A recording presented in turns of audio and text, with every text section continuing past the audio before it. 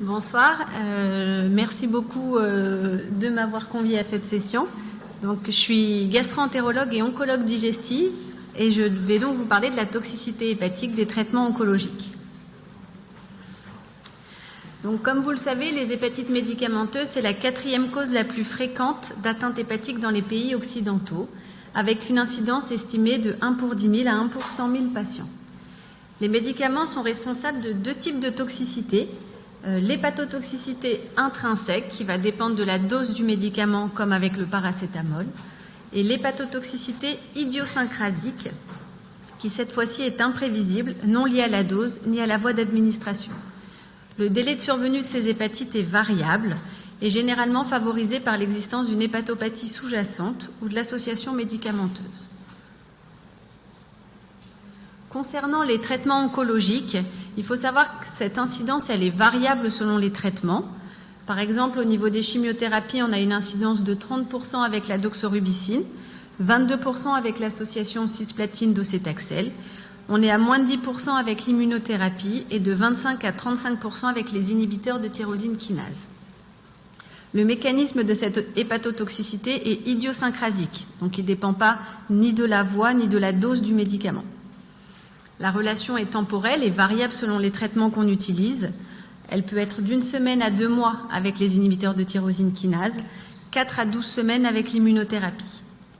La présentation clinique est variable, très souvent asymptomatique, mais elle peut être responsable également de symptômes complètement aspécifiques, notamment avec l'utilisation de l'immunothérapie, où on peut avoir de la fièvre, l'éruption cutanée, un ictère. Les facteurs favorisant cette hépatotoxicité sont la consommation d'alcool, l'association à la radiothérapie qui favorise l'hépatotoxicité, l'association de nos traitements entre eux, l'utilisation de polychimiothérapie, un polymorphisme génétique chez nos malades et la prise d'inhibiteurs de pompe à protons avec les inhibiteurs de tyrosine, certains inhibiteurs de tyrosine kinase. Elle est importante à dépister parce qu'elle va être responsable de complications chez nos patients, notamment d'insuffisance hépatique fulminante, du développement d'une cirrhose, et elle augmente la morbimortalité de la prise en charge chirurgicale curatrice ultérieure, notamment dans le cancer colorectal. Il faut savoir que c'est avant tout un diagnostic d'exclusion, et donc il faut exclure toutes les causes d'hépatite aiguë que vous connaissez, donc par l'imagerie, notamment pour rechercher une occlusion vasculaire, donc une thrombose porte ou des veines sus-hépatiques, mais également une dilatation des voies biliaires sur une cause obstructive biliaire. Il faut faire le bilan virologique habituel, rechercher une hépatite A, une hépatite B, une hépatite C aiguë, toutes les causes d'hépatite CMV, EBV, HSV. On fait également un bilan immunologique systématique pour ne pas méconnaître une hépatite auto-immune chez nos malades. Il faut rechercher une infection également bactérienne par un bilan systématique qui peut entraîner également une perturbation du bilan hépatique et la prise de toxiques. Le diagnostic, il s'agit soit d'une apparition ou d'une aggravation, d'une cytolyse ou d'une cholestase, voire des deux. Donc c'est pour ça qu'il est primordial de réaliser un bilan hépatique avant tout début de traitement oncologique, afin de pouvoir évaluer son évolution. 3 questions vont se poser devant toute suspicion d'hépatite médicamenteuse à nos traitements. Tout d'abord, c'est quel est le diagnostic de l'atteinte hépatique sous-jacente, puis ensuite quelle en est la sévérité et quelle en est la prise en charge. Donc, le mode d'action de nos traitements oncologiques, ça va être en fait, ils vont diminuer, nos traitements oncologiques, ils vont être impliqués dans toutes les voies de signalisation de la tumeur. Donc, ils vont intervenir à la fois pour la résistance à l'apoptose, pour l'arrêt de la prolifération cellulaire, pour diminuer l'échappement immunitaire créé par les cellules tumorales, et donc ils vont avoir des actions très diverses. Et c'est pour ça qu'on a différents traitements pour réussir tout cela. Donc tout d'abord, la chimiothérapie qui est le plus ancien traitement qu'on utilise, qui n'est pas spécifique de la tumeur. En fait, les chimiothérapies, elles vont interférer avec le fonctionnement cellulaire, soit de façon cytotoxique pour entraîner la mort cellulaire, soit de façon cytostatique et arrêter la prolifération cellulaire. Les thérapies ciblées, donc, elles vont être beaucoup plus spécifiques de la tumeur ou du micro-environnement. Donc, cette fois-ci, elles vont inhiber une voie oncogénique impliquée dans la carcinogénèse, notamment les inhibiteurs de tyrosine kinase, qui vont être spécifiques de la voie tyrosine kinase et qui vont inhiber soit des récepteurs ou des molécules cytoplasmiques. Et enfin, plus récemment, l'immunothérapie, donc, qui a pour objectif de stimuler le système immunitaire contre la cellule tumorale. De nombreuses molécules sont en cause dans l'hépatotoxicité. Par exemple, parmi les chimiothérapies, les molécules les plus responsables d'hépatotoxicité sont les agents alkylants, les sels de platine, notamment l'oxaliplatine, qui est un traitement qu'on utilise beaucoup en oncologie digestive, les antimétabolites, les antimicrotubulaires et les inhibiteurs de topoisomérase. Parmi les thérapies ciblées, c'est davantage les inhibiteurs de HER2, les inhibiteurs de tyrosine kinase et du VEGF qui vont être responsables d'hépatotoxicité. Et pour l'immunothérapie, c'est l'ensemble des checkpoint inhibiteurs, donc les anti-CTLA4, PD1 et PDL1 qui vont favoriser cette hépatotoxicité. En effet, les chimiothérapies, elles ne sont pas spécifiques de la tumeur, donc elles vont cibler l'ADN des cellules à division rapide de l'organisme et donc toutes les cellules de l'organisme. Elles vont favoriser une atteinte hépatique par la production d'espèces réactives de l'oxygène et entraîner un stress oxydatif dans les hépatocytes et leur mort cellulaire. Elles vont également entraîner une inflammation qui va favoriser l'apparition d'hépatotoxicité. Concernant les thérapies ciblées, par exemple, la plupart des inhibiteurs de tyrosine kinase est métabolisée par le cytochrome P450 et les variations enzymatiques de ces coenzymes va entraîner cette hépatotoxicité, notamment en modulant la variation des molécules et des métabolites actifs au niveau des hépatocytes et donc entraîner là aussi des lésions mitochondriales notamment qui vont favoriser la mort hépatocellulaire. Enfin, l'immunothérapie, elle stimule le système immunitaire mais de tout l'organisme et donc elle va entraîner là aussi des lésions assez spécifiques au niveau hépatique également.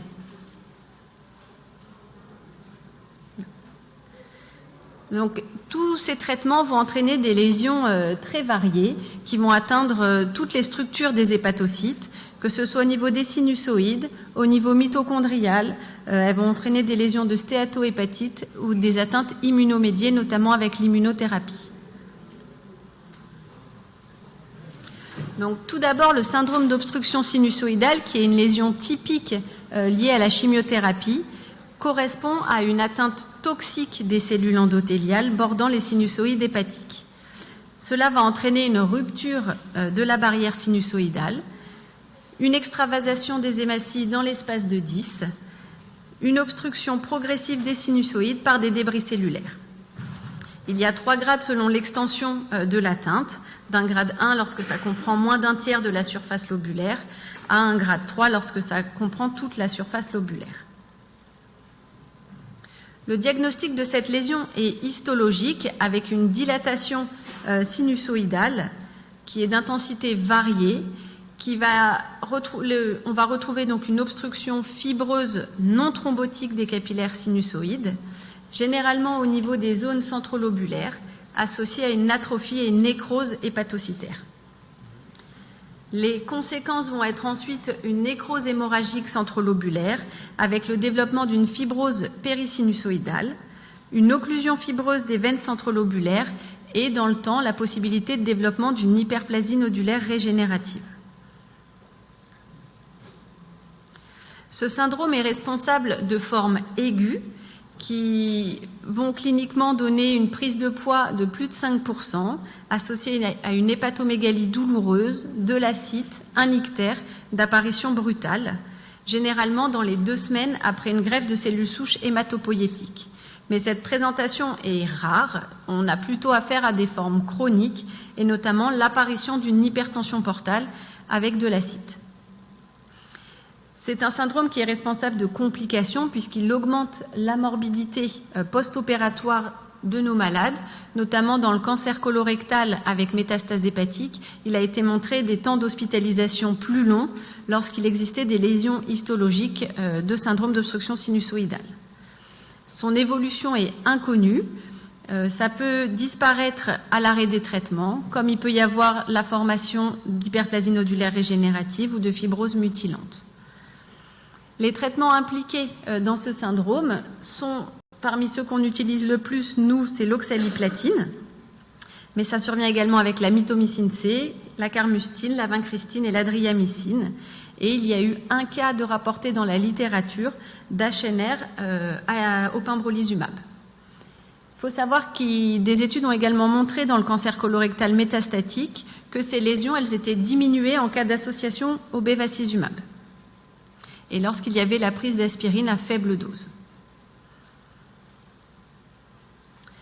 Ensuite, ces traitements vont également donner des lésions de stéatohépatite, donc que vous connaissez bien, donc l'accumulation de graisse dans les hépatocytes avec la présence de stéatose, de ballonisation, d'inflammation lobulaire. Il peut y avoir le développement d'une fibrose périsinusoïdale. Cela va être davantage retrouvé chez nos patients qui sont obèses en début de traitement. Et là encore, ça augmente la mortalité post-opératoire de nos patients, puisque ça peut être responsable d'insuffisance hépatocellulaire grave en post-opératoire. Les traitements concernés et qu'on utilise beaucoup, c'est le fluoracil et l'irinotécan, donc le Folfiri. Le tamoxifène est également concerné, et les immunothérapies. Enfin, une troisième atteinte causée par ces traitements sont les hépatites immunomédiées, donc notamment avec le développement de l'immunothérapie. Donc ça va entraîner une atteinte très hétérogène, sans infiltrat plasmocytaire. C'est pour ça qu'on ne parle pas d'hépatite auto-immune. Donc elles vont donner des atteintes très différentes, notamment une hépatite aiguë avec une nécrose ponctuée à prédominance centrolobulaire, comme vous pouvez le voir sur ces images. Il peut également y avoir des hépatites granulomateuses, avec notamment les anti-CTLA4, avec parfois la présence de granulomes centrés par une vacuole lipidique. Il peut y avoir également des atteintes des voies biliaires, cette fois-ci une cholangite aiguë ou une prolifération cholangiolaire, ou des lésions de cholangite lymphocytaire. Donc les atteintes sont vraiment très variées avec l'immunothérapie, mais il est important de connaître le type d'atteinte qu'on peut avoir avec nos traitements, afin, dans un second temps, de pouvoir en évaluer la sévérité. Donc, il y a une classification qui a été mise en place par le National Cancer Institute, donc le CTCAE, qui évalue cette sévérité en 4 grades, mais elle a tendance à surévaluer l'atteinte hépatique, et c'est pour ça que peut être utilisée la deuxième classification, donc qui est déjà utilisée pour évaluer la toxicité hépatique. Il faut savoir qu'on parle d'hépatite sévère lorsque le TP est inférieur à 50% et fulminante lorsque, en plus, il y a une encéphalopathie hépatique. Concernant nos traitements oncologiques, ils donnent rarement des hépatites fulminantes, mais ils peuvent donner des atteintes de grade 3-4, notamment les inhibiteurs de tyrosine kinase qui vont donner de 0 à 29% d'hépatites graves, notamment l'imatinib, le pazopanib et le vemurafenib ipilimumab. Concernant l'immunothérapie, là encore, les événements de grade 3-4 sont divers en fonction des traitements utilisés, mais augmentent lorsqu'on associe un anti-CTLA4 et un anti-PD1, et on atteint jusqu'à 20% d'hépatites de grade 3-4. La chimiothérapie va donner rarement des hépatites graves et souvent les lésions sont réversibles à l'arrêt des traitements. Quelle va être la prise en charge de nos malades? Donc, tout d'abord, c'est une prise en charge multidisciplinaire entre un oncologue et un hépatologue. Dès qu'on a une hépatite de grade 2, il faut arrêter les thérapeutiques. Et dès qu'on a une hépatite de grade 3, il faut réaliser une ponction biopsie hépatique. Lorsqu'on a une hypertension portale avec une acide réfractaire ou une hémorragie digestive sur un syndrome d'obstruction sinusoïdale, un traitement par défibrotide ou la mise en place d'un TIPS peut se discuter. Concernant l'immunothérapie, donc là encore, dès qu'on a un grade 2, on arrête l'immunothérapie et on recontrôle le bilan hépatique à 1 semaine. Si à 1 semaine, il existe une aggravation ou une augmentation de la bilirubine, il y a une indication à débuter des corticoïdes, initialement par voie orale, puis on fait une escalade de dose par voie intraveineuse si cela n'est pas suffisant. Si, malgré une dose maximale de corticothérapie, on n'a pas d'amélioration, on considère que l'hépatite est corticorésistante et dans ce cas-là, on peut ajouter un deuxième immunosuppresseur, le mycophénolate mofétyl ou l'azatioprine. Enfin, lorsqu'il existe une élévation isolée des gamma-GT ou des phosphatases alcalines, on peut introduire un traitement par acide ursodesoxycholique. La question ensuite sera la reprise du traitement. Donc là encore, c'est une discussion entre oncologues et hépatologues. Si possible, on va essayer de changer de classe thérapeutique, notamment pour les chimiothérapies. Il faut savoir que la reprise du traitement peut être longue parce que notamment, il y a des cas qui ont été décrits avec l'immunothérapie jusqu'à 104 jours avant résolution de l'hépatite. Donc, lorsqu'on aura obtenu un grade inférieur à 1. Il avait été constaté dans la littérature que les temps étaient plus longs lorsque les patients étaient sous corticothérapie, mais probablement parce qu'ils avaient déjà des hépatites plus sévères. Enfin, il y a un risque de récidive de la toxicité hépatique, rapporté dans la littérature de 0 à 66% avec l'immunothérapie et de 40% si la toxicité initiale était de grade supérieur à 3.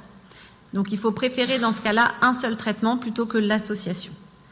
Et le délai d'apparition est souvent plus court que lors de la première hépatotoxicité. Finalement, l'hépatotoxicité des traitements oncologiques est fréquente, très souvent asymptomatique. Il y a vraiment de rares cas d'hépatite fulminante. C'est important parce que ça augmente la morbimortalité de prise en charge chirurgicale de nos patients.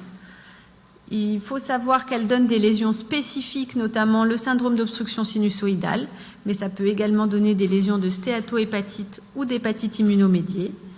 Et enfin, dès qu'on a un grade 2, il y a une indication à arrêter nos thérapeutiques et on discute de façon multidisciplinaire pour la reprise des traitements.